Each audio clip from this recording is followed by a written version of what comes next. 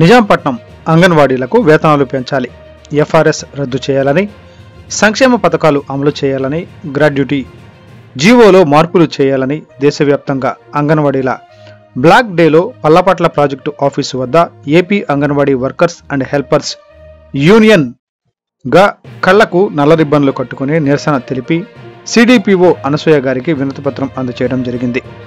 ఈ సందర్భంగా anganwadi workers and helpers union Pallapatla sector union నాయకులు డి బేబీరాణి మాట్లాడుతూ, కేంద్ర ప్రభుత్వం 2014 నుండి అంగన్వాడీలకు వేతనాలు పెంచలేదు. మన రాష్ట్రంలో 2019 నుండి వేతనాలు పెంచలేదు. ఈ కాలంలో పనిభారం పెరిగింది. 42 రోజులు చారిత్రాత్మక సమ్మె సందర్భంగా 2024 జూలైలో వేతనాలు పెంచుతామని మినిట్స్ ఇచ్చారు. అంగన్వాడీ సెంటరు నిర్వహణకు ఇచ్చిన ఫోన్లు పనిచేయడం లేదు.